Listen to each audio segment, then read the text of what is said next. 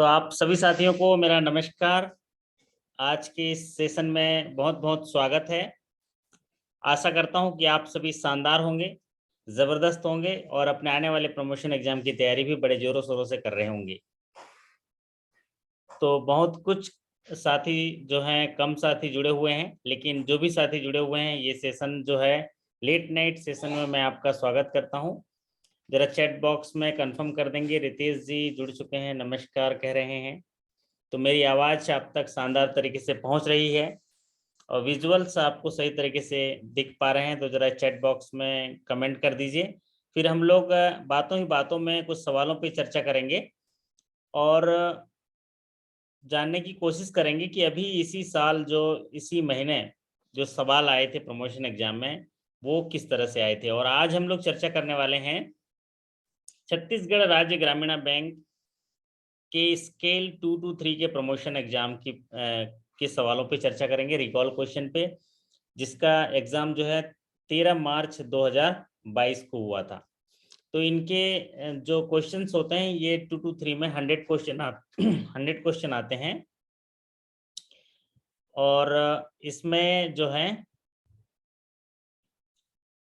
जो clerical to officer में जाते हैं तो वहाँ पर 60 क्वेश्चन आते हैं और 60 क्वेश्चन बैंकिंग के होते हैं, जिनमें इंटरनल बैंकिंग और बैंकिंग दोनों का होता है। फिर एक लैंग्वेज का होता है, हिंदी लैंग्वेज या इंग्लिश लैंग्वेज। और अगर हायर स्किल में जाते हैं 2 to 3, तो कई बैंकों में 80 क्वेश्चंस होते हैं और कई बैंकों में 100 क्वेश्चन होते हैं। और उनके भी मार्क्स जो होते हैं वो 50 मार्क्स होते हैं। 50 मार्क्स जो है रिटन एग्जाम में होते हैं और 20 मार्क्स इंटरव्यू में होते हैं और 30 मार्क्स जो हैं अप्राइजल के होते हैं। तो आज के सेशन में हम लोग चर्चा करने वाले हैं छत्तीसगढ़ राज्य ग्रामीण बैंक के स्केल 2 to 3 का। तो आप देखिएगा कि इसके लगभग 70 से 72 सवाल मेरे पास आ चुके हैं। तो इनमें देख लीजिएगा कि कैसे सवाल आ रहे हैं और क्या स्टैंडर्ड है। कई साथी बोलते हैं सर हम स्केल 2 to 3 हम पढ़ेंगे अलग कैटेगरी का, लेकिन आप इसमें देखिएगा 50% सवाल ऐसे हैं जो क्लरिकल टू ऑफिसर में पूछे जाते हैं, वही सवाल जो है पूछे जाते हैं। और बाकी 50% के कैटेगराइज जो है, एक कैटेगरी ऐसा है जिसमें इंटरनल पॉलिसी के बारे में सवाल पूछा जाता है और एक कैटेगरी ऐसा है जो करंट जो चेंजेस आए हैं बैंकिंग में उससे जुड़े हुए सवाल पूछे जाते हैं। तो पहला सवाल आपकी स्क्रीन पर लेते हैं। देखिए पहला सवाल, what is the staff OD limit for officer above 5 year to 10 year services. अगर कोई ऑफिसर जो है 5 साल से ज़्यादा और 10 साल के जो है सर्विस किया हुआ है, तो उसको जो है कितना ओडी मिलेगा। स्टाफ ओडी जो है कन्वीनियंट लोन जो होते हैं, ओडी लिमिट दिया जाता है जो सैलरी के अगेंस्ट। तो इसके बारे में सवाल पूछा गया है। तो अभी प्रमोशन एग्जाम में आप देख लीजिएगा, स्टाफ बेनिफिट से रिलेटेड जो भी चीज़ें हैं आप उनको बहुत अच्छे से देख लीजिएगा, क्योंकि ये जो स्टाफ ओडी वाला है ये किसी भी जो एग्ज़ाम के लिए इम्पोर्टेंट होता है, क्योंकि प्राय ये एग्ज़ाम में रिपीट हो रहा है। तो what is the staff OD limit for officers above 5 years to 10 year services. अगर कोई ऑफिसर जो है 5 साल से ज़्यादा और 10 साल की सर्विस जो है किया हुआ है, तो उनको जो है कितना लिमिट दिया जाता है। और ये हमारे एक साथी हैं रितेश जी, 8 लाख लिखते हैं और प्रथमा बैंक से हैं, विजय रजक जी जेआरजीबी से हैं। और ये सवाल आया था छत्तीसगढ़ राज्य ग्रामीण बैंक से, तो वो होगा ₹8 लाख। तो यहाँ पर 3 कैटेगरी है, 5 साल तक है तो अलग है और 5 साल से ऊपर है तो अलग है। आपको यहाँ जो सवाल पूछा गया है वो मैक्सिमम ओवरड्राफ्ट लिमिट है, वो है 8 लाख है। चलिए अब बात करते हैं अगले सवाल पर। अगला सवाल आपकी स्क्रीन पर इस प्रकार है। ये सवाल पूछा गया है प्रधानमंत्री सुरक्षा बीमा योजना से। तो शशि शरण जी भी जुड़ चुके हैं, है ना। लेट नाइट सेशन में स्वागत है शशि जी। ये देखिए स्केल गुड 2 इवनिंग। कैटेगरी के सवालों पे चर्चा कर रहे हैं। तो जी आप सर, जी। देख पाएंगे कि कैसे सवाल अभी इसी महीने के एग्जामिनेशन में आए हैं। तो ये जो सवाल देखने से हमें फ़ायदा क्या होता है कि ऐसे टॉपिक को हमको रिवीजन करने में और रिवीजन करने में मदद मिलता है। तो यहाँ पर जो है प्रधानमंत्री जीवन ज्योति बीमा योजना के बारे में सवाल पूछा गया कि प्रधानमंत्री जीवन ज्योति बीमा योजना जिसका लाइफ इंश्योरेंस कवरेज 2 लाख होता है, इसका प्रीमियम 330 रुपये पर एनम होता है, इसमें बीसी को जो कमीशन है वो कितना मिलता है, ये सवाल पूछा गया। तो अगर आपको इसका ब्रेकअप पता होगा तो आप जल्दी से इसका आंसर निकाल पाएंगे कि इसका जो कमीशन होता है 330 रुपये, और 330 रुपये की जो कमीशन होता है उसमें जो इंश्योरेंस कंपनी का जो कंपनी होता है उसका 289 रुपये होता है, और बैंक का एडमिन चार्ज होता है वो 11 रुपीज़ होता है, और बीसी का जो कमीशन होता है 30 रुपीज़ होता है। तो कई साथी पूछते हैं सर बीसी अगर नहीं लिया है, वहां पर बीसी नहीं मोबिलाइज किया है तो बैंक को कमीशन मिलेगा उसका, है ना, बैंक को कमीशन मिलेगा। तो यहाँ पर पूछा गया है बीसी कमीशन कितना होगा इन case of mobilising of prime minister Jeevan Jyoti बीमा योजना। तो ₹30 पर एनम जो प्रीमियम होगा उसका ₹30 जो है ये पर प्रीमियम जो है उसको कमीशन मिलेगा। अब इसमें जो अभी चेंजेस आए हैं जो आपको जानना बहुत ज़रूरी है और आने वाले प्रमोशन एग्जाम में भी पूछे जाने की संभावनाएं हैं, और वो जो है वो है इनका प्रीमियम का अभी चेंज हुआ है। पार्शियल प्रीमियम अमाउंट जो है ये इसको एलिजिबिलिटी दिया गया है पार्शियल प्रीमियम जो अमाउंट है, और ये जो पार्शियल प्रीमियम अमाउंट है इसमें अगर जो इनरोलमेंट होता है जून जुलाई अगस्त महीने में इनरोलमेंट होता है, तो इनरोलमेंट के हिसाब से इनमें एक फैसिलिटी दिया है जो पार्शियल जो अमाउंट प्रीमियम का उसको लिए एक फैसिलिटी दिया है, प्रीमियम अमाउंट कितना पे करना है। तो अगर इनरोलमेंट मंथ जून जुलाई अगस्त का है तो पूरे साल का जो 4 क्वार्टर होता है, 4 क्वार्टर का जो है प्रीमियम पे करना होगा, और वो होगा ₹330 पर एनम पर मेंबर। तो ये 330 रुपीज़ जो है अगर कोई इनरोलमेंट करता है जून जुलाई अगस्त में तो 330 पे करेगा। अगर कोई इनरोलमेंट करता है सितंबर अक्टूबर और नवंबर में तो 3 क्वार्टर का पे करेगा, और 3 क्वार्टर का जो प्रीमियम अमाउंट होगा ₹258 3 क्वार्टर्स पर मेंबर पर जो है पर मेंबर ये उसका प्रीमियम होगा। और जैसा कि अभी आप लोगों ने कमेंट में भी देखा, आपने सोनाली जी लिखे हैं 330 258 172 86, और दूसरा और कोई साथी हैं, अच्छा सोनाली जी हैं, है ना, सक्सेना जी हैं, तो उन्होंने लिखा है कि 330 में जो है 11 रुपीज़ जो है एडमिन चार्ज, 30 रुपीज़ जो है distribution cost to the distributor, and जो 289 से एनुअल प्रीमियम है। तो यहाँ पर सभी में जो है ये प्रोपोर्शनेट तौर से उनको जो है बांटा गया है। अगर सितंबर अक्टूबर नवंबर में 3 क्वार्टर का प्रीमियम लेते हैं 258 रुपये, तो वहाँ पर जो इंश्योरेंस कंपनी का जो प्रीमियम होगा 225 होगा, एडमिनिस्ट्रेटिव कॉस्ट जो बैंक का होगा 10.50 पैसा, और जो कमीशन होगा बीसी का वो 22.50। अगर कोई जो बेनिफिशियरी इसमें एनरोलमेंट करता है दिसंबर जनवरी एंड फरवरी में तो 2 क्वार्टर का प्रीमियम पे करेगा 172, और 172 में 150 रुपीज़ इंश्योरेंस कंपनी को जाएगा, 7 रुपीज़ जो है वो आपका बैंक का एडमिन चार्ज होगा, और 15 रुपीज़ जो है वो कमीशन होगा।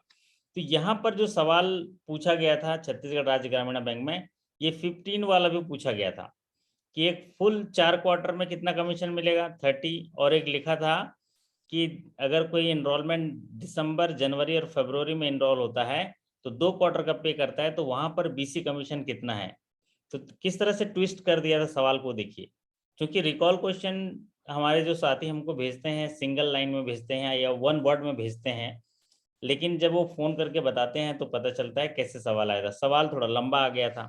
सवाल क्या आया था कि अगर कोई बेनिफिशियरी यहाँ पर दिसंबर जनवरी फरवरी 2 में शामिल होता है प्रीमियम, तो उसमें बीसी का कमीशन कितना है, और अगर फुल ईयर के लिए शामिल होता है तो बीसी का कमीशन कितना है। तो उसमें 2 ऑप्शन सही थे, 15 रुपये देना है अगर दिसंबर जनवरी फरवरी में शामिल हुआ है तो, और अगर फुल ईयर में है तो 30 रुपीज़ देना है। और अगर कोई लास्ट क्वार्टर में शामिल होता है मार्च अप्रैल मई एक क्वार्टर के लिए तो उसको 86 रुपीज़ पे करना है, जिसमें से 75 रुपीज़ इंश्योरेंस कंपनी के पास जाएगा, 3.5 रुपीज़ एडमिन चार्ज और 7.5 बीसी कमीशन। तो आपको देखो कितनी सारी चीज़ें याद करनी है इसमें, है ना, क्योंकि प्रधानमंत्री जीवन ज्योति बीमा योजना के बारे में इतने सवाल आए कि आपको इसकी सारी चीज़ें याद हो गई होंगी कि 18 से 50 साल के उम्र के इनकी एलिजिबिलिटी है। अगर 50 ईयर तक इंटर कर जाता है तो 55 साल तक इसको रिन्यू कर सकता है, रिन्यूअल है। और इसका जो है 1 जून से लेके 31 मई तक इसका कवरेज है, 1 जून से स्टार्ट हो जाएगा। अब इसका एनुअल प्रीमियम भी 330 है, इसका सम एश्योर्ड 2 लाख है। और इसमें जो लॉक इन पीरियड है, इसका लॉक इन पीरियड जिसका 30 डेज है, मतलब आज इंश्योरेंस लिया है और 30 दिन के बाद डेथ होती है तो पैसा मिलेगा, 30 दिन के अंदर डेथ होती है तो पैसा नहीं मिलेगा। ये सामान्य मृत्यु के केस में, लेकिन एक्सीडेंटल डेथ में ये मिल जाएगा। तो यहाँ पर जो है इस सवाल पूछा गया था हमारे छत्तीसगढ़ राज्य ग्रामीण बैंक में। अगर हम इसको देखेंगे तो यहाँ पर क्या पूछा गया था, VC commission in case of enrolment in June July August, और in case of enrolment in आपको पूछा गया था दिसंबर जनवरी फरवरी। तो ये 15 रुपये वीसी कमीशन इसमें है, और जून जुलाई अगस्त में लेता है तो 30 रुपीज वीसी कमीशन है। चलिए अब बात करते हैं अगले सवाल पर। अगला सवाल आपकी स्क्रीन पर, what is the subsidy percentage in the PMFME schemes. तो प्रधानमंत्री जो हमारे साहब हैं बहुत ही महत्वाकांक्षी योजनाओं के साथ आत्मनिर्भर भारत बनाने के दिशा में बहुत सारे नए इनोवेटिव प्रोडक्ट्स लॉन्च करते हैं। और उसी कड़ी में एक नया जो फूड प्रोसेसिंग इंटरप्राइजेस के लिए एक स्कीम लाई गई जिसको नाम दिया गया PMFME। PMFME का मतलब हुआ prime minister formalisation of micro food processing enterprises schemes, जिसको PMFME स्कीम कहा गया। और इसके तहत 1 डिस्ट्रिक्ट 1 प्रोडक्ट ODOP, इसका फुल फॉर्म भी पूछा जा रहा है, ODOP का फुल फॉर्म क्या है। तो ODOP का फुल फॉर्म पूछा जाएगा तो क्या होगा, 1 डिस्ट्रिक्ट 1 प्रोडक्ट। और ये जो स्कीम है किससे जुड़ा हुआ है, PMFME योजना जो है भारत सरकार की 1 डिस्ट्रिक्ट 1 प्रोडक्ट योजना है।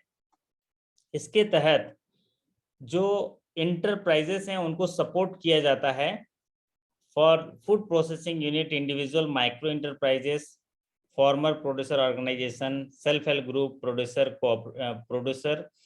Cooperative societies. किसके लिए, seed capital support for SHG member, support for creation of common infrastructure for farmer producer organisation, self help group. ये सारी चीज़ों को सपोर्ट करने के लिए उनकी मार्केटिंग किस तरह से होगी, उनकी ब्रांडिंग किस तरह से होगी, फिर उनके जो माइक्रो फूड प्रोसेसिंग एंटरप्राइजेस हैं इनके लिए 10 लाख रुपए तक की लोन की फैसिलिटी दी जाती है इस योजना के तहत। और सबसे मुख्य इसकी बात जो है इसमें कैपिटल सब्सिडी है। और वो कैपिटल सब्सिडी कितना है, वो है 35% ऑफ द प्रोजेक्ट कास्ट है। कितनी बड़ी रकम है देखो, प्रोजेक्ट कास्ट का 35% जो है इसमें कैपिटल सब्सिडी है। तो वाकई में ये काफ़ी अच्छा जो अच्छी योजना है, महत्वाकांक्षी योजना है। अगर हम सही हितग्राही को ये सेवाएं विस्तारित कर पाते हैं तो निश्चित तौर से देश के विकास में एक बहुत बड़ा योगदान होगा। तो prime minister formalisation of micro food processing enterprises scheme के तहत जो बेनिफिट मिलेगा काहे के लिए, to support to the food processing unit of individual micro enterprises, farmer producer organisation, self help group and producer cooperative society. 1 district 1 जो crop के base पर है। सबसे बड़ी बात है ये योजना जो है एक इनिशिएटिव है आत्मनिर्भर भारत योजना। जो PMFME जो स्कीम्स है इज एन इनिशिएटिव अंडर आत्मनिर्भर भारत अभियान। तो भारत को आत्मनिर्भर बनाने के लिए जो सूक्ष्म उद्यमी हैं उनको संबल देने के लिए, उनको सहयोग देने के लिए, उनको विकास की धारा में आगे बढ़ाने के लिए एक इक्विटी दिया है गवर्नमेंट ने 10,000 करोड़ का 5 साल के लिए दिया है, 2020-21 से लेके 2024-25। तो हायर स्केल में ये सवाल जैसे IDBI के साथी यहाँ पढ़ रहे हैं तो उनके लिए भी जानना जरूरी है कि ये जो पीरियड है कितना, उसमें जो 10,000 करोड़ का एक आउटले दिया हुआ है किसके लिए, कि जो सूक्ष्म उद्यमी हैं उनको माइक्रो फूड प्रोसेसिंग के लिए सपोर्ट करने के लिए ये दिया गया है 5 साल के लिए 20-21 से लेके 24-25। और इसमें जो प्रोजेक्ट कास्ट होता है मैक्सिमम 10 लाख होता है, और इसमें जो कैपिटल सब्सिडी होती है वो होती है कितनी, 35%। वही सवाल पूछा गया था। चलिए अब बात करते हैं अगले सवाल पर। अगला सवाल आपकी स्क्रीन पर, व्हाट इज द इंचोट चेक्स। अब बताइए, ये स्केल 2 to 3 में है और यही सवाल 0 to 1 में भी आया था और यही सवाल स्केल 2 to 3 में आया। हमारे बहुत सारे साथी जो हैं 2 to 3 में जो ज्वाइन करते हैं वो बोलते हैं कि सर थोड़ा स्टैंडर्ड जो है बहुत ही थोड़ा लो है, लेकिन इसमें 50% तो वही सवाल आते हैं जो क्लरिकल टू ऑफिसर्स में आते हैं। तो आपने क्या करना है, रिकॉल क्वेश्चन को पढ़ना है, और अगर आपके पास समय है तो और डीप में चले जाइए, डीप में पढ़ते रहिए, पढ़ने में कोई बुराई नहीं, लेकिन आएगा तो वही सवाल जो आपने छोड़ चुके होंगे, सिंपल सवाल आएंगे। कंपटीशन क्या होगा, जो 20% क्वेश्चन जो एक्स्ट्रा आए हैं उनमें कंपटीशन होता है, तो 50% तो 0 to 1 का आता है। फिर वहाँ से जो 30% क्वेश्चन है आपके इंटरनल सर्कुलर से आते हैं और 20% जो वो आते हैं जो करंट चेंजेस हुए हैं। तो व्हाट इज द इंचोट चेक्स, ये सीधा सिंपल है, ऐसे चेक्स, ऐसे इंस्ट्रूमेंट जो अर्धलिखित हो, साइन कर दिया गया हो और लिखा नहीं गया हो, तो उसको इनकम्प्लीट चेक को वो है इंचोट चेक कहते हैं। अगला सवाल आपकी स्क्रीन पर देखो, ये भी बड़ा ही सरल सवाल है, काफ़ी दिनों से आ नहीं रहा था, बहुत पहले आता था 3 से 4 साल पहले, लेकिन यहाँ पूछा स्केल 2 to 3 में कि एक चेक प्रेजेंट होता है, if a cheque is presented and it is issued in which there is a difference between words and figure, amount में डिफरेंस है वर्ड और फिगर में, then which amount will be payable।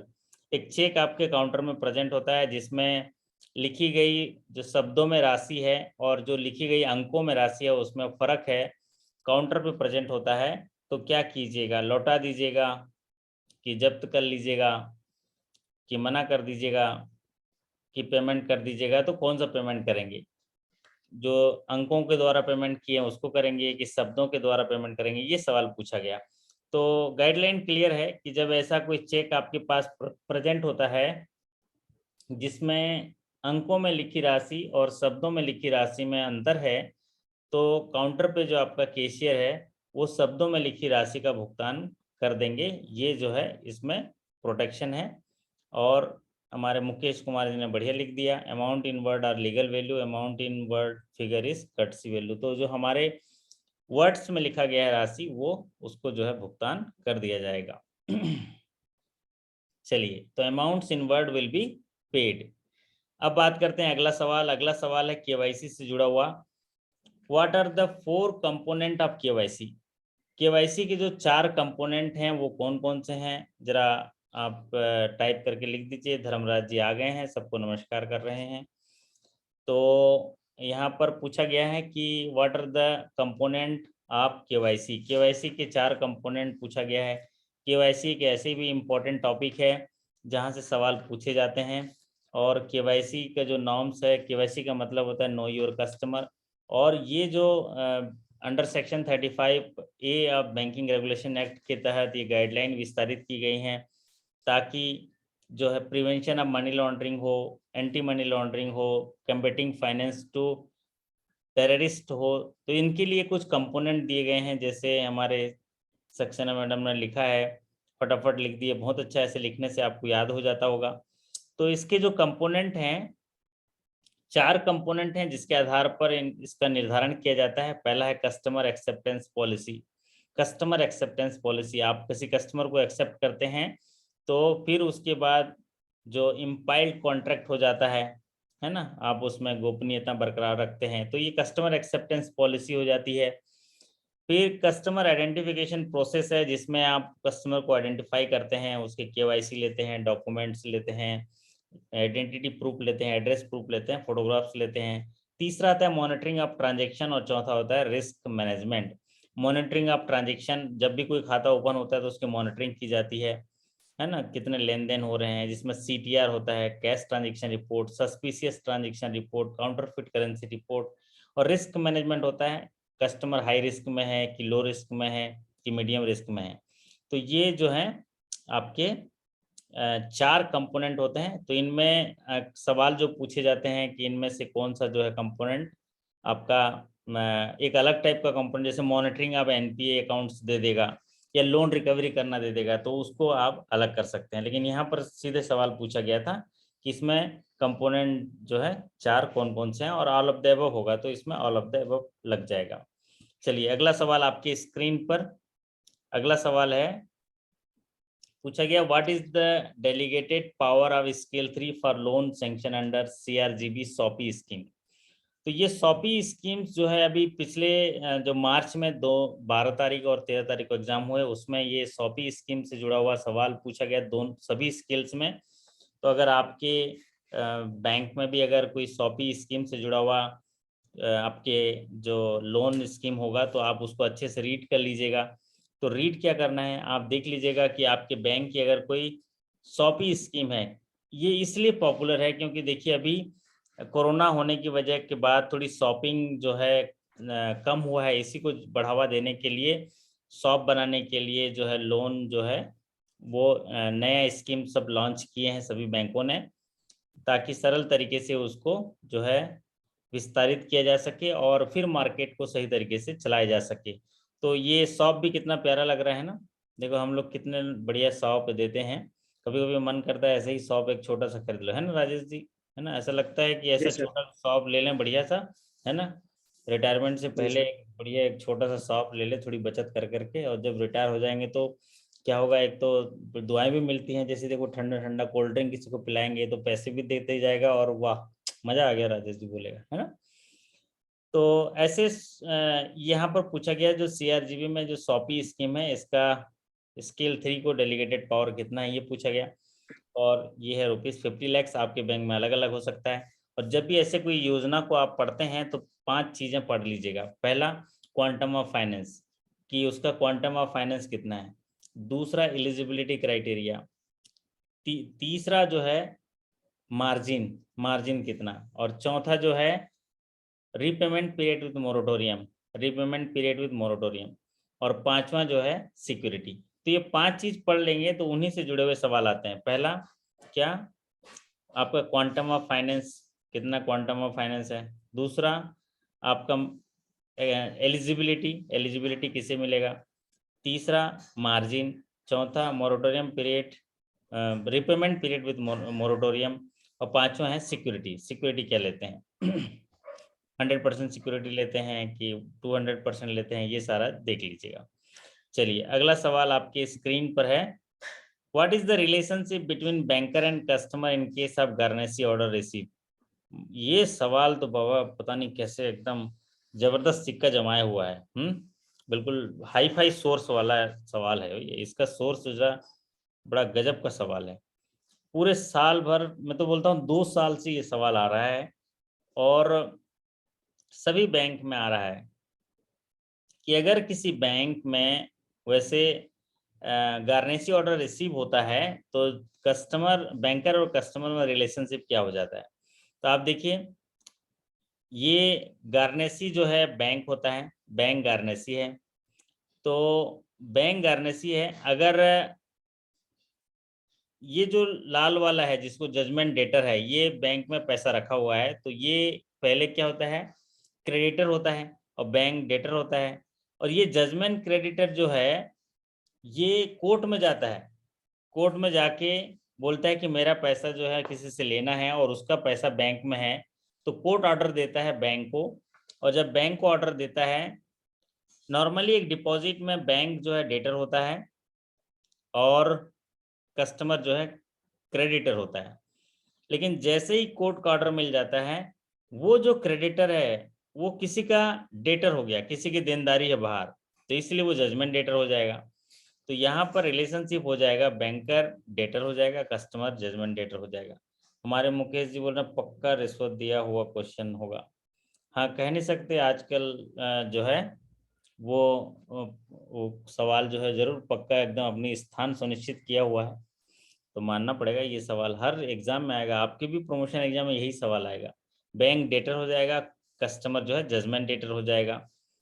तो पहले customer क्या था, कस्टमर क्रेडिटर था, लेकिन यहाँ पर जजमेंट डेटर हो गया क्योंकि ये किसी की और देनदारी है जो न्यायिक देनदार हो गया। तो इसीलिए इसका relationship bank will be debtor, customer will be judgment debtor in case of receive of garnishee order. तो गारनेसी ऑर्डर कोर्ट से मिला, जैसे ही ऑर्डर कोर्ट से मिलता है तो क्या करते हैं, तुरंत ही उसके खाते में जो गारनेसी ऑर्डर रिसीव होता है तो होल्ड लगा देते हैं, उसके खाते में उस समय जितना पैसा रहता है वो पैसा रहता है, उस पर गारंटी ऑर्डर लग जाता है, उसके बाद आने वाले पैसे पे गारंटी ऑर्डर नहीं लगता है। अगला सवाल आपके स्क्रीन पर देखिए, if guarantee order received in a single name and deposit is available in joint name then it will it applicable. अगर गारंटी ऑर्डर रिसीव होता है और सिंगल नाम में आता है गारंटी ऑर्डर, गारंटी ऑर्डर क्या आता है, सिंगल नाम में आता है, और अमाउंट जो रखा हुआ है वो जॉइंट नाम में है, जॉइंट नेम में है, तो ये एप्लीकेबल होगा कि नहीं होगा, ये पूछा गया है। तो हमारे साथी कुछ कमेंट्स करके यहाँ बता रहे हैं, अश्विनी कुमार जी बता रहे हैं नॉट एप्लीकेबल, बहुत बढ़िया। तो गारंटी ऑर्डर जब सिंगल नेम में रिसीव होता है और जॉइंट अकाउंट में अगर पैसा अवेलेबल है तो वहाँ पर गारंटी ऑर्डर एप्लीकेबल नहीं होगा। तो गारंटी ऑर्डर के लिए जो रूल्स अगर हम बता दें, रूल्स क्या है, थोड़ा सा चर्चा करते करते मैं आपको बता देता हूँ कि गारंटी ऑर्डर जो है उन तमाम खातों में लग जाता है जिनमें जमा बकाया है, लेकिन single same name same capacity में होना चाहिए। तो सेम नेम सेम कैपेसिटी में है तो जिन खातों में जमा है उन पर लग जाएगा।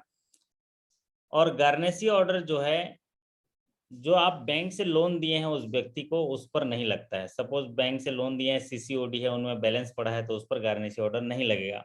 लेकिन सीसी खाते में अगर क्रेडिट बैलेंस है तो गारंटी ऑर्डर लग जाएगा। तो गारंटी ऑर्डर किस पर लगेगा, जो जमा शेष है उस पर लगेगा।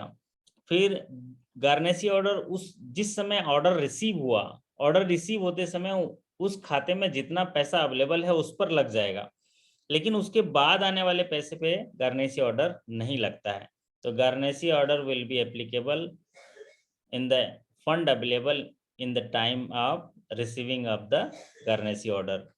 और गारंटी ऑर्डर जो है, अगर कोई चेक भेजे गए हैं, प्राय सवाल पूछा जाता है, गारंटी ऑर्डर चेक कलेक्शन के लिए भेजे गए हैं जो अगले दिन जमा होंगे या अगले 2-3 दिन में जमा होंगे, तो उन पर गारंटी ऑर्डर लगेगा कि नहीं लगेगा। तो आप लोग बताइए जरा, चेक कलेक्शन में गया हुआ है तो गारंटी ऑर्डर नहीं लगेगा, नॉट एप्लीकेबल। और गारंटी ऑर्डर तभी लगता है जब both name and rights in same name same capacity पे होंगे। अगर गारंटी ऑर्डर में अमाउंट नहीं लिखा गया है तो क्या होगा, है ना, अगर गारंटी ऑर्डर में कोई राशि नहीं लिखी गई है तो उस कंडीशन में क्या होगा, अगर गारंटी ऑर्डर में राशि नहीं लिखी गई है तो entire amount will be attached, entire amount जो है अटैच हो जाएगा। If amount is not mention in guarantee order then the entire amount will be attached. और अगर किसी फिक्स डिपॉजिट, जो फिक्स डिपॉजिट है उसके विरुद्ध लोन दिया गया है और गारंटी ऑर्डर अवेलेबल है तो कैसे करिएगा। अगर कोई फिक्स डिपॉजिट है क्योंकि जमा है उसमें और उसमें डिमांड लोन दिए गए हैं, लोन दिया गया है, तो गारंटी ऑर्डर जो है लगेगा, लेकिन बैंक पहले अपनी वसूली कर लेगा क्योंकि उसमें मार्जिन रहता है। 1 लाख का एफडी है तो हमने 90,000 दिया हुआ है और 90,000 हम वसूल लेंगे, बचा 10,000, उस पर राइट ऑफ सेटअप पहले चलाएंगे और फिर 10,000 बचा है उस पर गारंटी ऑर्डर लग जाएगा। चलिए, और जो है अगला सवाल आपकी स्क्रीन पर लेते हैं। If in a single deposit in counter how many counterfeit notes if receive then FIR is mandatory. अगर काउंटर पे नकली नोट पाए जाते हैं तो एक सिंगल डिपॉजिट में कितने नोट पाए गए तो एफआईआर करना जरूरी है, ये सवाल पूछा गया। तो ये तो सभी लोग को याद हो गया होगा कि जो काउंटरफिट करेंसी नोट है, जब वो काउंटरफिट करेंसी नोट प्राप्त होता है तो हमें क्या करना है, काउंटरफिट करेंसी नोट मिलता है तो उसको जो है इम्पाउंड करना है। क्या करना है, इम्पाउंड करना है, उसको जब्ती करना है। If counterfeit note is detected at the counter it should not be return, it should not be destroyed, it should be impounded. इसको क्या करना है, उसको इम्पाउंड करना है और जब्ती बनानी है और उसका जो है रिसीविंग देना है। No credit will be given to the customer. इसमें जो कैशियर है वो एक्नॉलेजमेंट देता है। और अगर if in a single deposit if more than 4 notes are detected as a counterfeit notes then FIR is mandatory। अगर 4 से ज्यादा नोट पाए जाते हैं, 4 से ज्यादा नोट पाए जाते हैं, यहाँ पर अगर बोलेंगे तो ये रितेश अवस्थी जी अच्छा बता रहे हैं, मुकेश जी भी अच्छा बता रहे हैं 5 या उससे ऊपर, है ना, या मोर देन 4 करेंगे तो 5 हो ही गया, 5 एंड अबव हो गया। चलिए, और ये धर्मराज जी अबव 5 लिख रहे हैं, तो अबव 5 गलत हो जाएगा क्योंकि 5 भी तो आएगा ना, 5 भी तो आएगा, तो FIR करना जरूरी है। तो if in a single deposit 5 or more counterfeit currency notes are found, then FIR should be mandatory lodged by the nodal officer। कई बार ये सवाल पूछता है FIR कौन लॉन्च करेगा, तो नोडल ऑफिसर लॉन्च करेगा, और हर रीजन में एक सर्कल में नोडल ऑफिसर होता है ये सब काम करने के लिए। और अगर इससे कम नोट मिलते हैं, 4 या 4 से कम नोट मिलते हैं, तो FIR is not mandatory. But अगर बैंक को लगता है कि FIR करना चाहिए क्योंकि क्राइम होने जा रहा है, तो कर लीजिए, मैंडेटरी नहीं है, मैंडेटरी नहीं है। लेकिन अगर आपको लगता है कि इसमें आर्थिक सुधार हो सकता है, देश हित में काम होगा, तो आप FIR कर लीजिए। और वैसे भी आपको वो सारे रिपोर्ट महीने भर के पुलिस को देने होते हैं, तो पुलिस भी उनको जो है सो मोटो जारी करके उस पर एक्शन लेती है ताकि देश की अर्थव्यवस्था को नुकसान न हो। तो if counterfeit note is in a single deposit is up to 4, then FIR is not lodged and the consolidated report is to send to the police along with the counterfeit notes. Police को जो है counterfeit notes देना है, और जो notes जो police जो है जांच करती है, क्योंकि उनको सबूत देना होता है, कोर्ट में सजा दिलानी होती है, तो वो नोट्स वापस करते हैं। तो उन नोटों को कितने साल तक रखना पड़ता है? Preserve note should be preserve for 3 years after receiving the return back from the police. तो 3 साल तक अपने को उसको प्रिजर्व रखना होता है। तो ये जो है आपको अभी जो हम सवाल चर्चा कर रहे हैं, ये स्केल 2 to 3 का सवाल चर्चा कर रहे हैं, और भी बहुत सारे सवाल जो हैं मेरे पास हैं, लेकिन मैं अभी आप लोगों के लिए बना नहीं पाया। लेकिन आपको लग रहा होगा कि आप संघर्ष कर रहे हैं बहुत, तो आप बिल्कुल निराश मत होइएगा, क्योंकि केवल आप ही संघर्ष की कतार में नहीं हैं। जरा इतिहास पढ़ के देखिए, बहुतों ने इसका मजा चखा है। तो कुछ सवाल और भी मैं आपसे बातों बातों में चर्चा कर लेता हूं, जो सवाल आए थे इस प्रमोशन एग्जाम में, तो आप लोग साथ में बने रहिए। जैसे अगला सवाल आया था, एक्स्ट्रा अकाउंट डिपॉजिट का जो मिनिमम अमाउंट कितना है। तो बैंक का जो एक्स्ट्रा अकाउंट डिपॉजिट है, तो उसका अमाउंट है 2 लाख रुपए। उनका ऐप के माध्यम से ओपन होता है एक्स्ट्रा अकाउंट जो है, वो 2 लाख रुपए। फिर यहाँ सवाल लिखा था कि जो रिस्क पॉलिसी की मीटिंग होती है, रिस्क पॉलिसी की मीटिंग होती है बैंक की, रिस्क मैनेजमेंट पॉलिसी के हिसाब से उनकी बैठक कब कब होती है। तो आपके पास जो रिस्क मैनेजमेंट अभी इस साल जो 2022 में देखे हैं, रिस्क मैनेजमेंट से काफ़ी सवाल पूछे गए हैं। जो नेशनलाइज्ड बैंकों के एग्जाम हुए हैं जनवरी में, उनमें भी रिस्क मैनेजमेंट पॉलिसी है, उससे जुड़े हुए सवाल पूछे गए हैं। कैसे? जो रिस्क मैनेजमेंट पॉलिसी है वो क्या करता है? पूरी तरह कंट्रोलिंग करता है। तो कंट्रोलिंग अभी इम्पोर्टेंट हो गया है बैंक में, क्योंकि बिजनेस तो बढ़ रहा है, साथ ही साथ बिजनेस जो है नेगेटिव ट्रेंड में चला जा रहा है, मतलब आपको प्रोविजन ज़्यादा करना पड़ रहा है, रिस्क मैनेज नहीं हो पा रहा है, लीकेज हो जा रहे हैं, NPA हो जा रहे हैं। तो ऐसे कौन कौन सी चीज़ें हैं जिसको ध्यान देने की ज़रूरत है? इसके लिए रिस्क मैनेजमेंट पॉलिसी को आप पढ़ लीजिएगा, और नहीं पढ़ पाएंगे तो मुझे वो पॉलिसी दे दीजिएगा, मैं सेशन ले लूँगा, तो आपको बता दूंगा उसमें क्या पढ़ना है। तो रिस्क पॉलिसी मीटिंग क्वार्टरली होती है, और आपकी पॉलिसी में आप अपने हिसाब से देख लीजिएगा। एक सवाल और पूछा गया था का, what is break even point? Break even point क्या है? जरा कोई साथी जरा टाइप करके बताएंगे अगर मालूम होगा तो। कि यहाँ पर पूछा गया था ब्रेक इवन पॉइंट के बारे में पूछा गया था। ब्रेक इवन पॉइंट किसे कहते नो हैं? Profit no loss sir, no profit no loss. हाँ, नो प्रॉफिट नो लॉस।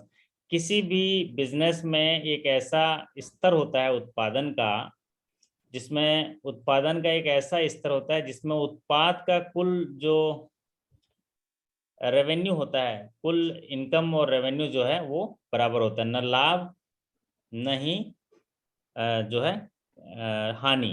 तो ऐसा दूसरे शब्दों में कहें सरल तरीके से, कि ब्रेक इवन पॉइंट एक उत्पादन का वो स्तर होता है जिसमें किसी उत्पाद का कुल रेवेन्यू जो है कुल खर्च के बराबर होता है। तो ऐसी स्थिति जहां पर नो लॉस नो प्रॉफिट है, उसको बोलते हैं आपका ब्रेक इवन पॉइंट। अगला सवाल आया था, What is the per employee business of CRGB as on 31st March 2021? बताइए, कितना कठिन सवाल पूछ दिया। अभी हम लोग जब बिजनेस फिगर पढ़ते हैं तो ये पढ़ते हैं ना कि जो बिजनेस होता है, तो एज ए राजेश कुमार जी कितने का बिजनेस करते हो राजेश कुमार जी? आप बताइए, अपने बैंक का नाम भी बता दीजिए। Sir SHGB sir. SHGB। तो आप बताइए, आप कितने करोड़ का कारोबार करते हैं? कोई बात नहीं, नहीं मालूम है तो देख लीजिएगा। बट यहाँ पर सवाल पूछा गया था पर एम्प्लॉय बिजनेस, एक एम्प्लॉय जो है बिजनेस कितना करता है, तो उसको कैसे निकाला जाएगा? आपके बैंक का total business divided by employee, तो पर एम्प्लॉय बिजनेस आ जाता है। तो यहाँ पर सवाल पूछा गया CRGB का, मतलब आपको भी याद कर लीजिएगा, क्योंकि आने वाले प्रमोशन एग्जाम में हो सकता है यही सवाल आ जाए कि what is the per employee business of SHGB as on 31st March 2021। तो देखो, हमारे होनहार मुकेश जी ने बता दिया 7.38 करोड़ इन JRGB। वाह, 7.5 करोड़ के आसपास का कारोबार करते हैं, 7.38 करोड़। और संजोनली जी, सक्सेना जी ने इन्होंने लिखा है 9.04 करोड़ इन SHGB। तो 9.04 करोड़ है SHGB में। बहुत बढ़िया है, तो अच्छा कारोबार करते हैं। राजेश जी देखो, आपको मिल गया, इसको जरा मिलान कर लीजिएगा आप अपने, है ना। आप ही के एक साथी ने लिखा 9.04 करोड़ इन SHGB, ये पर एम्प्लॉय बिजनेस है।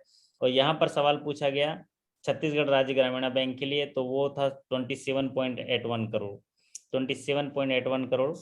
अच्छा, अगला सवाल पूछा गया ब्रांच कैटेगरी में, ब्रांच कैटेगरी में, तो अगर ब्रांच जो है 100 करोड़ से ऊपर और 250 करोड़ तक के कारोबार करता है तो कौन सी कैटेगरी में आएगा? तो अभी देखा गया है इस सत्र में, इस 2021 में ब्रांच के कैटेगराइजेशन के ऊपर सवाल पूछ रहा है कि आपका जो ब्रांच है, मिड सेगमेंट की ब्रांच है, लार्ज ब्रांच है, लार्ज कॉर्पोरेट ब्रांच है ना, एक्स्ट्रा लार्ज है, वेरी लार्ज है। तो इसके बारे में आपका जो स्टाफ का जो सर्कुलर है आपके बैंक का, उसको जरूर देख लीजिएगा ब्रांच कैटेगरी के बारे में। तो लार्ज में आ जाती है सर, 100 से ऊपर। हाँ जी, 100 से ऊपर लार्ज में आ जाती है सर, लार्ज। चार्ज में आ जाती है, बहुत बढ़िया। तो उसको आप अच्छे से एक बार नोट्स बना के अपने पॉलिसी को देख के याद कर लीजिएगा। यहाँ पर ब्रांच कैटेगरी छत्तीसगढ़ राज्य ग्रामीण बैंक के लिए पूछा गया था, तो 100 करोड़ से ऊपर और 250 करोड़ तक के जो बिजनेस करता है उसको डी कैटेगरी में रखा गया है, तो डी कैटेगरी में है ना। तो आपका कैटेगरी देख लीजिएगा। फिर कई बैंकों में small, medium, large, very large, extra large होता है। किसी में A category, B category, C category, D category है, तो आप अपना सर्कुलर देख लीजिएगा। चलिए, अगला सवाल पूछा गया कि इंटरनल ऑडिट के लिए, इंटरनल ऑडिट के लिए अगर वहाँ लोन डॉक्यूमेंट 700, लोन जो डॉक्यूमेंट है 700 to 1000 है, तो कितने दिन का मैंडेट मिलेगा? ये सवाल पूछा गया है, कितने दिन का। तो 1000 का अगर फाइल है ना, 1000 लोन फाइलें हैं, तो कितना इंटरनल ऑडिट के लिए डेज दिए जाएंगे? और वो हैं 7 डेज दिए जाएंगे, 7 डेज दिए जाएंगे। अब अपने ऑडिट पॉलिसी जब हम पढ़ेंगे, तो जो SHGB के साथी हैं वो जरा ऑडिट पॉलिसी वगैरह में बोला था किसी साथी को आज भेजेंगे बोले थे, बट अभी आया नहीं है। कल मैं बात करके कंफर्म कर लूँगा पॉलिसी, फिर हम लोग पॉलिसी भी पढ़ेंगे।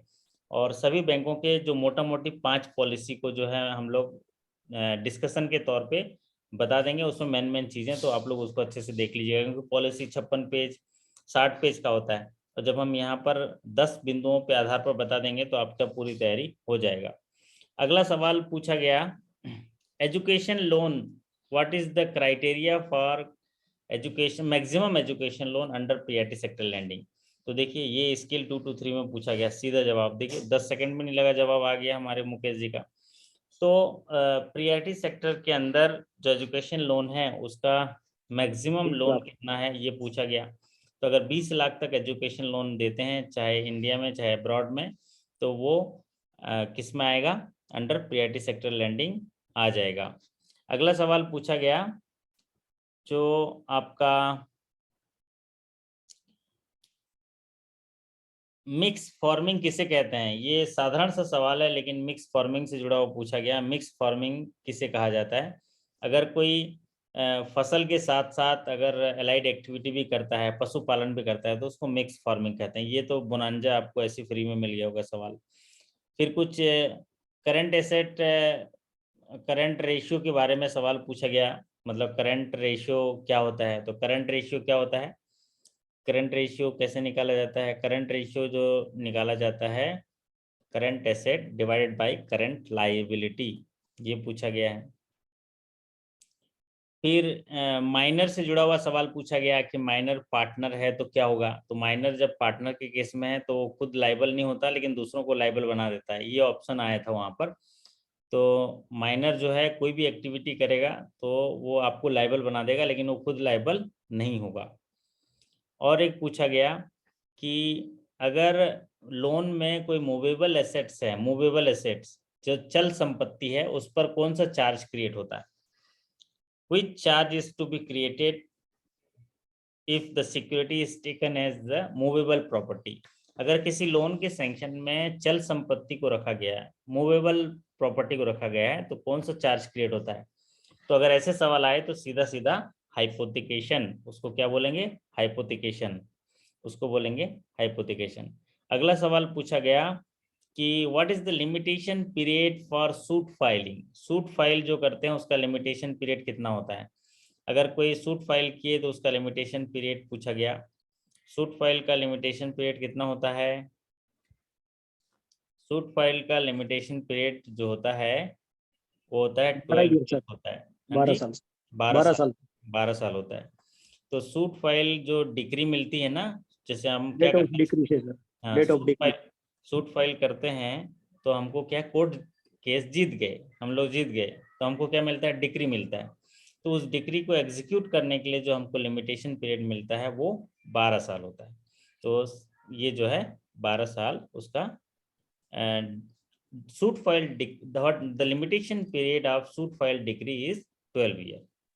अगला सवाल पूछा गया, what is the family income for the subsidy facility under CSIS। तो CSIS क्या है, सेंट्रल इंटरेस्ट सब्सिडी स्कीम जो होता है, जो एजुकेशन लोन के जो हितग्राही हैं उनको 4.5 लाख। उनके मोरेटोरियम पीरियड का इंटायर जो इंटरेस्ट है उसको माफ कर दिया जाता है। उसके लिए क्राइटेरिया है इनकम क्राइटेरिया। तो फैमिली इनकम पूछा गया, तो हमारे साथियों ने, अश्विनी कुमार जी ने लिख दिया 4.5 लैक्स। तो उसका फैमिली इनकम 4.5 लैक्स है के अंदर है, तो उसको जो है इंटायर मोरेटोरियम पीरियड का इंटरेस्ट जो है मिल जाएगा 100% under scheme CSIS, under scheme central sector interest subsidy scheme for education loan. चलिए अगला सवाल पूछा गया, अगला सवाल यहाँ पर पूछा गया है, बैंकिंग ओम्बुड्समैन जो अभी नया स्कीम लॉन्च हुआ है उसमें जो है compensation related to mental agony, mental agony में कंपनसेशन पूछा गया। तो what is the compensation and mental agony under ombudsman scheme. तो कंपनसेशन जो मेंटल एगोनी का मानसिक प्रताड़ना के लिए 1 लाख रुपीस है। बहुत बढ़िया।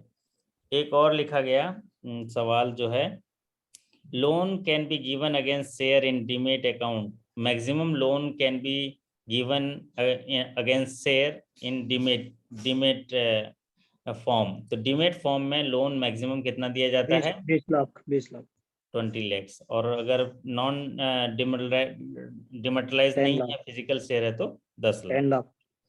चलिए ये सवाल पूछा गया, स्टॉक ऑडिट मैंडेटरी है अगर एक्सपोजर कितने करोड़ का हो, तो स्टॉक ऑडिट के लिए पूछा गया।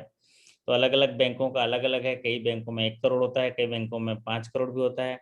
लेकिन यहाँ पर हम लोग जो सवाल चर्चा कर रहे हैं वो छत्तीसगढ़ राज्य ग्रामीण बैंक के लिए, तो वो 2 करोड़ से ज़्यादा अगर एक्सपोजर है तो स्टॉक ऑडिट कराना होगा, स्टॉक ऑडिट कराना होगा। एक अभी प्रमोशन एग्जाम एक चीज़ देखा जा रहा है कि इंश्योरेंस पार्ट पे बहुत सवाल पूछ रहा है। जैसे अभी पिछले ही सेशन में हम लोग चर्चा किए थे कि जो बैंक है उसमें जो उसके स्टेशनरी है उनका कितने का इंश्योरेंस किया जाता है, तो वो 25,000 का है ना। अभी उसी से जुड़ा हुआ सवाल पूछ दिया जो रीजनल ऑफिस में जो फायर बर्गलरी इंश्योरेंस है वो कितने लाख का होता है रीजनल ऑफिस लेवल पे, आरओ लेवल पे? मतलब आपको जीएडी पॉलिसी जो है अभी फर्नीचर और जीएडी पॉलिसी को भी एक बार पढ़ना होगा। अभी इसी साल उससे जुड़ा हुआ एक एचआर पॉलिसी और जीएडी पॉलिसी से काफी सवाल पूछे जा रहे हैं। तो रीजनल ऑफिस में जो फायर बर्गलरी इंश्योरेंस होता है वो पर्टिकुलर बैंक का है, इसलिए आप अपना उसमें याद रखने की जरूरत नहीं, एक आइडिया मिल सकता है, बट आपको अपनी पॉलिसी देखना होगा। सवाल आपको मिल गया, जवाब आपको ढूंढना है। सवाल क्या मिला कि आरओ बलगरी रीजनल ऑफिस में जो बलगरी होता है उसका इंश्योरेंस कितना का किया जाता है? 5 लाख का किया जाता है, वो है 5 लाख। अगला जो सवाल है आपके बैंक पॉलिसी के हिसाब से, as per the bank policy for the cheque of how many rupees and above should be confirm from the customer before making the payment. यहाँ पर पूछा गया है बैंक के पॉलिसी के हिसाब से कितने रुपए के चेक या उससे ज्यादा होने पर कस्टमर से कंफर्मेशन लेना है। तो यहाँ पर 4 ये lakh sir. ₹2 lakh and above है, कस्टमर से कंफर्मेशन लेना है।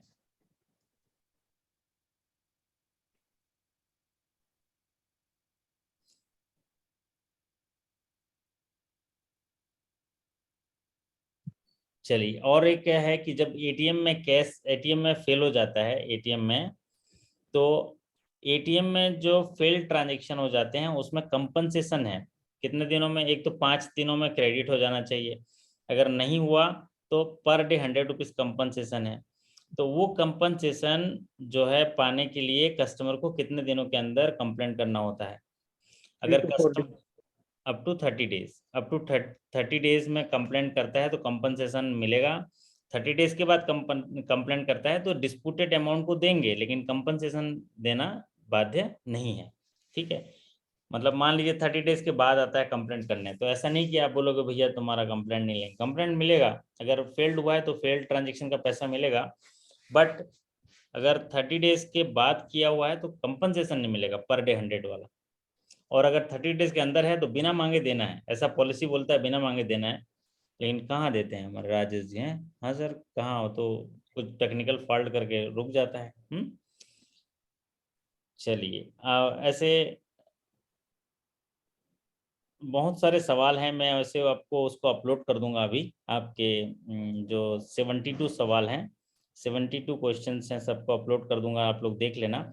लेकिन चूंकि बातचीत करने से जो है आपको याद हो जाता है, इसीलिए मैं यहाँ पर डिस्कस कर लेता हूँ, क्लियरिटी हो जाती है। चेक्स के बारे में पूछा गया था कि अगर कोई चेक है उसको मान लीजिए हमारे ये राजेश कुमार जी का चेक है, किसी दिनेश कुमार जी को जारी किया है और आपके द्वारा गलत पेमेंट हो जाता है, तो आप किसके ऊपर लायबल हो जाते हो? या डिसऑनर कर देते हो तो किसके ऊपर लायबल रहते हो? ये सवाल पूछा गया। तो किसके ऊपर लायबल होंगे? अगर बैंक जो है कोई चेक डिसऑनर करता है बैंक की गलती से, तो बैंक विल बी लायबल, हाँ, true owner of the cheque, drawer के ऊपर लायबल होगा। तो जी हाँ, आज के सेशन में इतना ही। 1-2 मिनट में आपके साथ हूँ, कोई बात करना चाहते हैं, कुछ पूछना चाहते हैं, कुछ अपनी बात कहना चाहते हैं तो कह सकते हैं। और फिर उसके बाद कल एक बड़ा सेशन करेंगे, हम लोग एनपीए के बारे में पढ़ेंगे। हाँ जी, ओप्पो राजा महाराज, बढ़िया, क्या नाम है एकदम, वाह वाह वाह। सर हाँ, एसएचजीपी का एग्जाम 9 तारीख को आ गया सर डेट। 9 अप्रैल को आ गया ना? जी जी तो सर। आप थोड़ा कल मेरे से बात करिएगा, मेरे को कुछ सर्कुलर वगैरह चाहिए, तो जी फटाफट हम सर। लोग सेशन कर लेंगे, है ना? ठीक ठीक है सर। और बिल्कुल थोड़ा सा जोर लगा दीजिए, है ना? क्योंकि जी सर जी। समय बहुत तेज गति से चला जाता है, 9 तारीख ऐसी आ जाएगा। हाँ, और हम जी लोग सर, आपका मार्गदर्शन मिल रहा है सर, बहुत हम्म, ज्यादा मिल रहा है सर, आपका अब हम लोग मार्गदर्शन ऐसे बहुत ज्यादा मिल रहा मैं देखिए, मैं होली के दिन भी आया था लाइव, क्योंकि मैं है। जी जी सर, हाँ जी। क्योंकि समय इतनी तेज गति से चला जाता है ना, आपको पता भी नहीं चलेगा सर, पढ़ भी नहीं पाया और एग्जाम आ गया। और एज ए बैंकर होने के नाते आप देखिएगा, आपको कितने साल नौकरी हो गया राजेश जी? मेरा 5 ईयर हो गया सर। 5 ईयर हो गया। आप पर मैं बोलूंगा कितना कितना समय हुआ था, आप बोलोगे सर पता ही नहीं चल रहा है सर, 5 साल ऐसे ही गुजर गया नहीं है। पता चला सर, बिल्कुल जी सर। तो ठीक उसी इनके पास तरह पहला भी एक्सपीरियंस है सर, हाँ जी, इनके पास पहले भी एक्सपीरियंस है इंडियन आर्मी का। हाँ, तो समय बड़ा तेज गति से चला जाता है। तो अभी 9 तारीख तो बहुत जल्दी आ जाएगा, क्योंकि 31 मार्च तक क्लोजिंग में आपको छुट्टियां ही नहीं मिलेंगी, और उसके बाद जो है बहुत जल्दी समय आ जाएगा। तो कोई बात नहीं, हम लोग तैयारी कर लेंगे। आप लोग कल सुबह जो है कोई साथी एक जने से मैं उससे ले लूँगा सर्कुलर वगैरह, फटाफट एक सेशन करेंगे। कल एक एनपीए में चेंजेस हुआ है उस पर भी डिस्कशन करेंगे, और वो मेजर चेंजेस हुआ है उसको जानना बहुत ज़रूरी है, उसके सवाल आने की संभावनाएं हैं। चलिए, तो इजाज़त चाहिए आपसे, मैं इजाज़त लेना चाहता हूँ, फिर हम लोग कल मिलेंगे। कल एक सेशन और करेंगे, इवनिंग में ही सेशन होगा। और इन बिटवीन आप लोग जो है अपने जिन जिन चीज़ों को मैं बताते जाता हूँ उनको जाके लॉगिन सेक्शन में आप पढ़ते रहिएगा। अभी तुरंत ये जो 70 सवाल में ऐसा रॉ फुटेज जो मेरे पास है वो अब आपके लॉगिन सेक्शन में पीडीएफ में डाउनलोड कर दूंगा। आपको आइडिया हो जाएगा, भले ही यहाँ पर 30 क्वेश्चन डिस्कस किए हों, लेकिन आपको 70 क्वेश्चन तुरंत मिल जाएगा। मतलब 15-20 मिनट के बाद आपकी लॉगिन सेक्शन में अपलोड हो जाएगा। तो चलिए, आपके अच्छे स्वास्थ्य, अच्छी सफलता और तमाम जो है खुशहाली की शुभकामनाएं करते हुए आपसे विदा लेता हूं। फिर मुलाकात करेंगे, तब तक के लिए आप मुस्कुराते रहिए, जगमगाते रहिए और हंसते हंसाते रहिए। बहुत बहुत धन्यवाद। शुभ रात्रि। Thank you so much.